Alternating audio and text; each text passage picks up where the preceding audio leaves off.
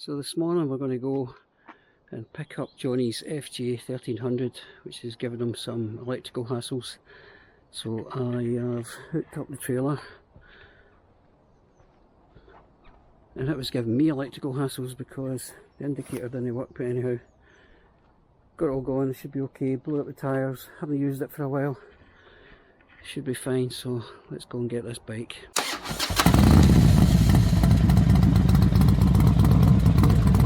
So I don't know if you can see that, I've got the FJ on the back. Always a bit nervous when I've got a bike on board. I keep a close eye on it in the rear view mirror, look for any movement. She's well strapped in, should be okay. So the problem Johnny's got with this bike is that it's only firing on 2 cylinders, 1 and 4 are not operating, and what he's done is he has changed the coil and tried various other things. There's a data tool on it, he's disconnected that. I strongly suspect that's not got anything to do with what the problem is. So the plan is to get it into the garage and get the bodywork off it, and then start to do some tests on the wiring. Well, got it back in one piece. Luckily, that strap never went off on the road. Lesson learned there. We've taken the tank off just to get access in here, obviously. What I did was I've checked these, opened them up. There's very slight corrosion in them, so I'll clean them up a bit better. In the meantime, I just put contact cleaner in. Again, it's just to ascertain where the problem's actually coming from.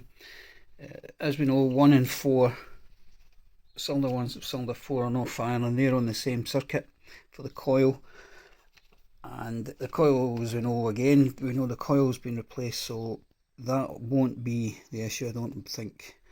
We're going to have to go through the wiring diagram and find out if we have a spark here, and then trace what goes up to the coils and take it from there. We also have the added complication of this thing, the data tool.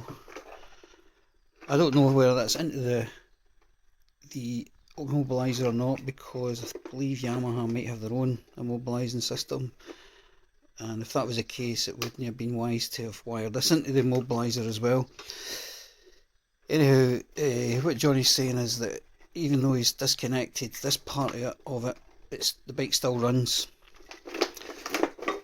So we'll have a look at that and see. The next stage is really just to take the side panel off, and then we can get in and get a closer look at the wiring. The battery was really low, so we couldn't really do much last night, so I had it on charge overnight. There's plenty of charge in it now, so I'll get this off. I'll get Bob out his bed with a bit of luck, and we'll get some testing and see what we can come up with.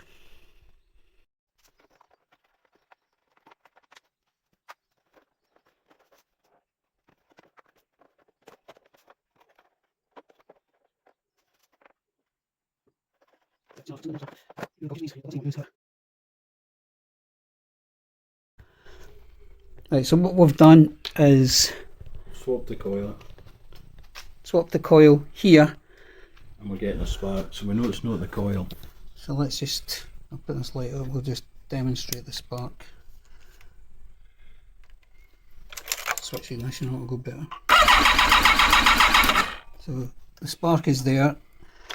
We know it's not the coil, so it is looking... And we've tested the wiring all the way back to the ECU, and the only thing we've found is this wire that's been trampled. I don't know what's happened to it, whether somebody's cut it or whatever. But it's getting continuity anyway, so it's no causing a problem as such. It's just strange why it's been interfered with like this. That's the wire that supplies the coil for 2 and 3. That's the one we've got a problem with. The one next to it is the orange wire, and that's for 1 and 4, and that's the one that's working. That's the one the coil's on now, and we're getting a spark. but we're not getting a spark on this. But we're getting continuity through it. We're getting continuity through it, and it's joined. It seems to be fairly well soldered, although it's a bit over the top. So the only conclusion I can make is possibly the ECU, or something else is switching off 1 and 4. It's not looking good for the ECU anyway at this point. If we had another ECU, we could just plug it in and try it.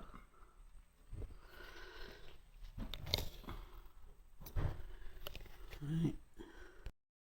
Although it's not looking good for the ECU at the minute, there is still the possibility that this data tool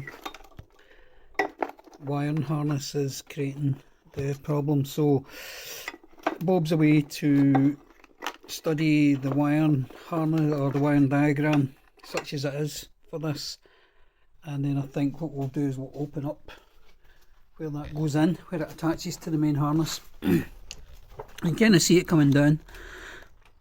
Yeah, this here's factory, so it comes down here, or joins in here. I don't know whether it's joined as to part of the factory harness here, or whether this is just the whole data tool. I suspect that there's a part of the harness here that is Yamaha for the back lights, etc. So we'll trace that down, open it up, completely disconnect that data tool, and then we can see if it makes any difference. But I just don't like the look of this, the fact that this has been opened up like this, and it would indicate there's been a problem before with it.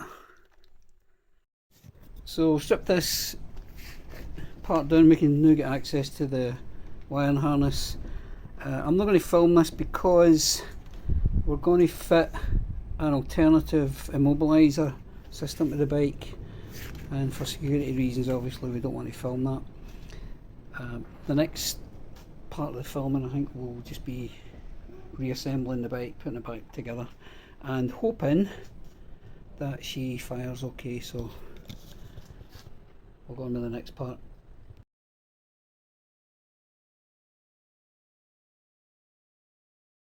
Right, so we have the replacement ECU which I've plugged in, and now we can see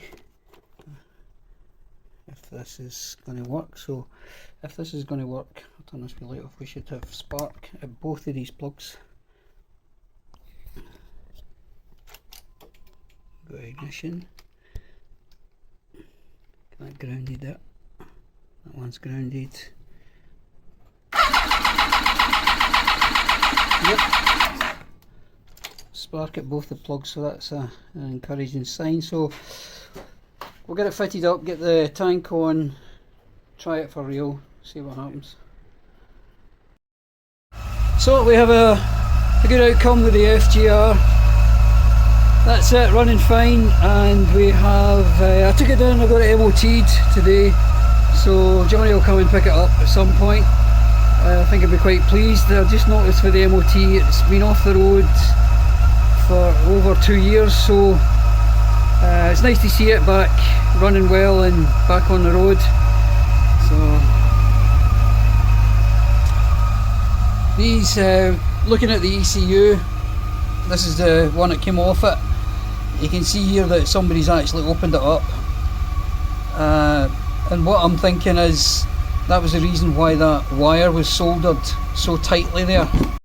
These alarms we've come across this a few times. I've removed a few from older bikes, usually about 20-year plus, and although they're great for what they do, obviously they give the bike a lot of protection, immobilise them and give them the knock sensors and stuff like that.